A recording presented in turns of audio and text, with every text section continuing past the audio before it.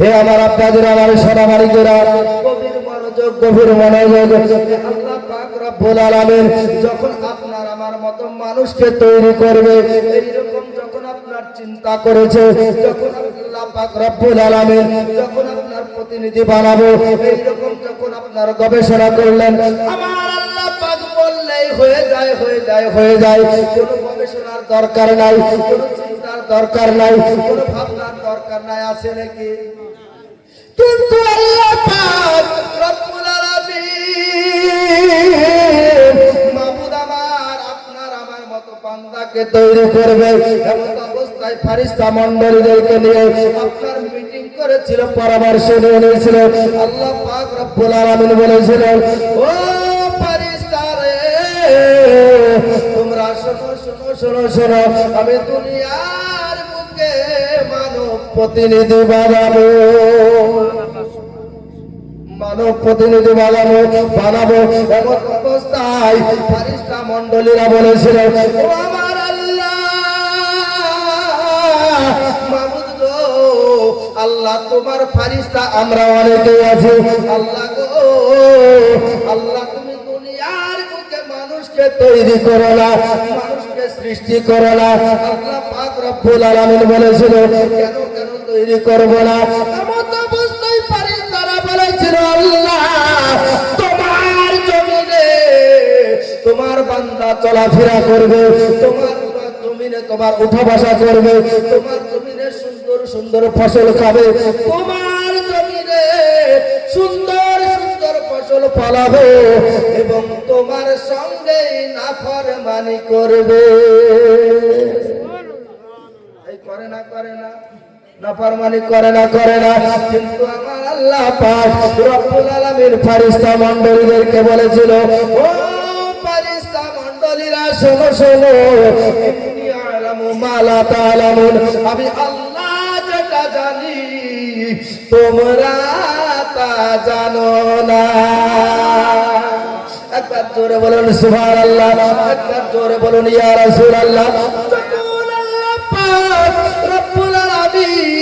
মানুষকে তৈরি করব, এই কথা যখন বলল, ফেরেশতারা আপনার এই পরামর্শ দিল, এমন অবস্থায় আমার আল্লাহ পাক রব্বুল আলামিন বলেছিলেন, ও জিবরাইল যাও দুনিয়ার বুকে গিয়ে এক মুষ্টি মাটি নিয়ে এসো,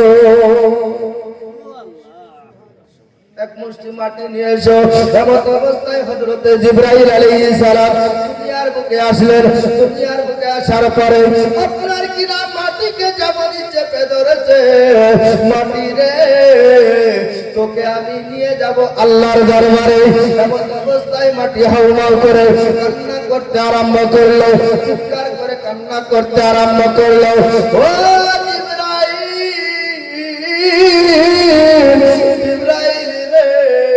জিবরাইল আমাদেরকে তুমি নিয়ে যেও না।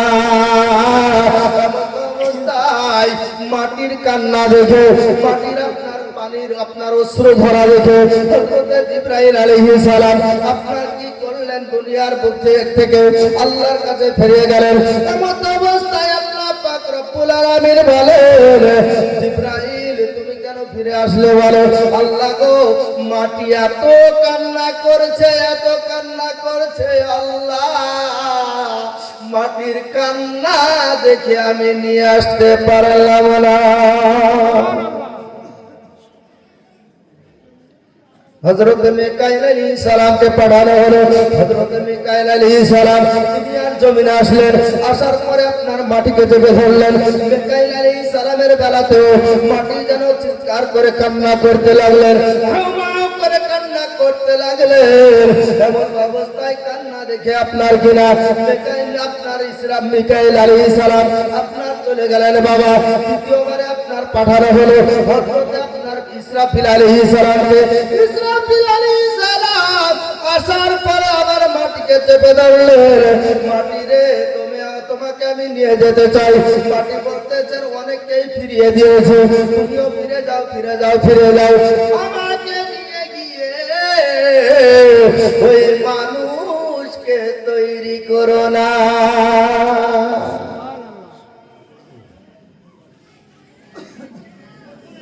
তিনজন ফেরেশতা চলে গেল।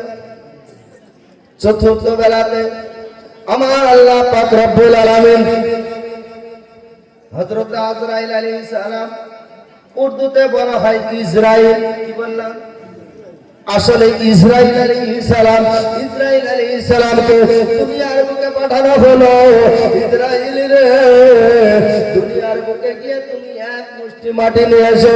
হযরত ইসরাইল আলাইহিস সালাম দুনিয়ার বুকে আসার পরে মাটিকে যখন চেপে ধরেছে বাবা, মাটি আপনার চিৎকার করে কান্না করতেছে।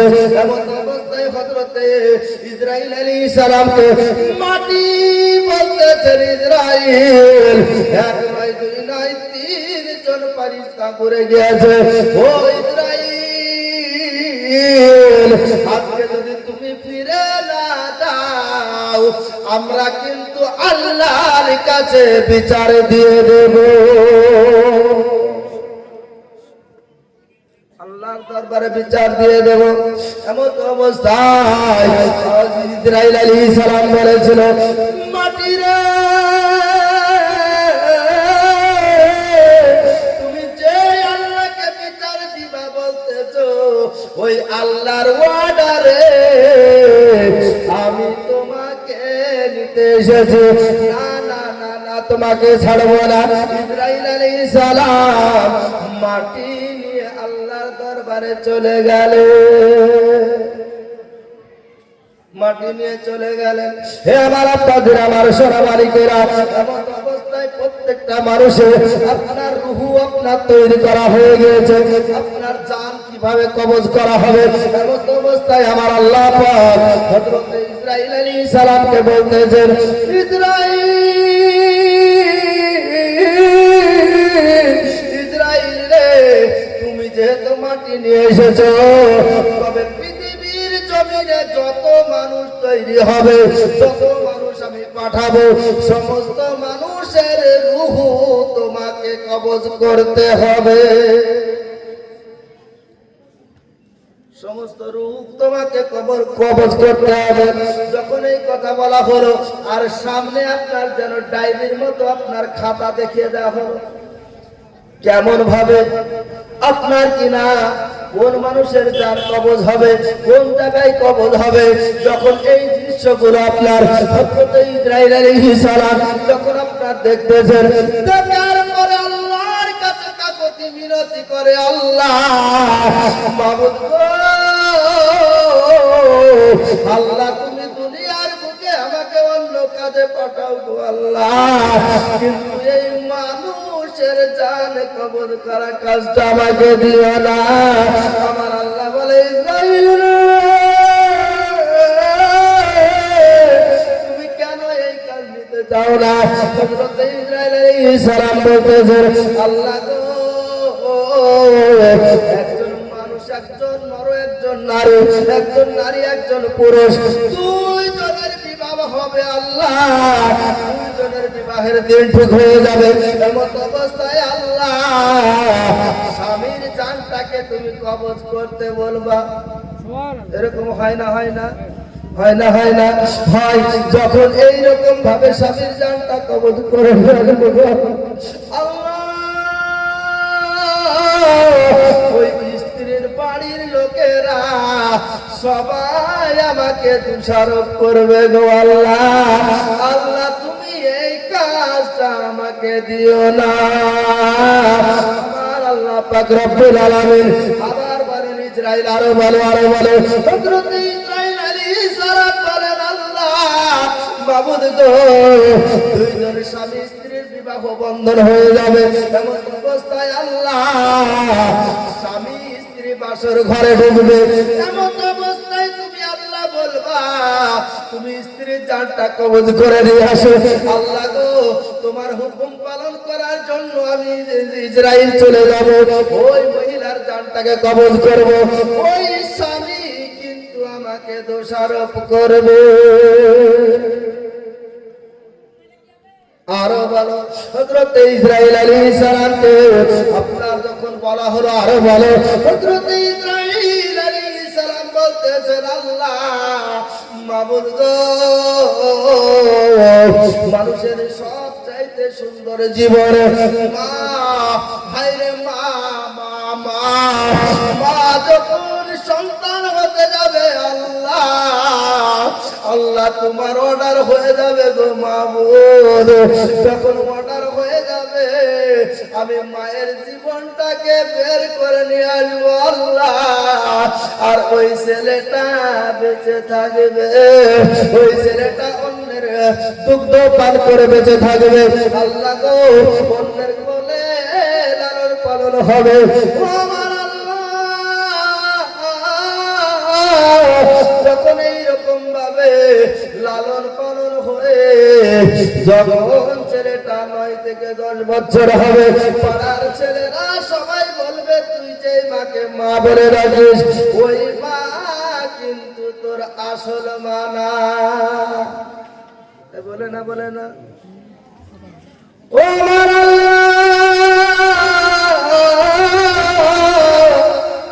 ওই ছেলেটা মায়ের গলা জড়িয়ে ধরে মাকে বলবে মা গো পাড়ার ছেলেরা তো এই কথা বলে, পাড়ার মেয়েরা তো এই কথা বলে, মা গো তুমি কিছু উত্তর দাও উত্তর দাও। কারণ ওই ছেলেটা খালার বাড়িতে মানুষ হবে, নাই তো চাচির কাছে মানুষ হবে।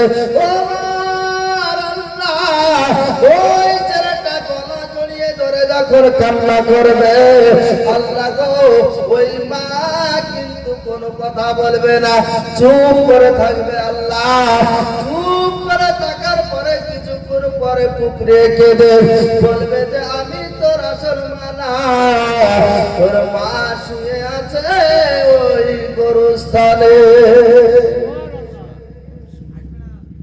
ওই গরুস্থানে শুয়ে আছে। ওই ছেলেটা আল্লাহ পাড়ার ছেলের সঙ্গ নিয়ে মায়ের কবরের কাছে গিয়া মায়ের পায়ের দিকে দাঁড়িয়া মা মা মা করে ডাকবে গো আল্লাহ। ওই চোখের পানিতে বুক ভাসাবে আল্লাহ গো মাবুদ গো এই কাজটা আমাকে দিও না, অন্য কোন কাজ দাও। আমার আল্লাহ পাক রব্বুল আলামিন বললেন ও ইসরাইল রে তুমি শুনে নাও শুনে নাও, আমি আল্লাহ হলো সর্বশ্রেষ্ঠ ফায়সালাকারী। দুনিয়ার বুকে তুমি সকলের জান কবজ করবা কিন্তু তোমার দোষারোপ কেউ লাগাতে পারবে না। পারে নাকি? ওই অ্যাক্সিডেন্টে মারা গেল, ওই 2 তলা ছাদ থেকে পড়ে মারা গেল, ওই গাছ থেকে পড়ে মারা গেল, এরকম হয় না হয় না?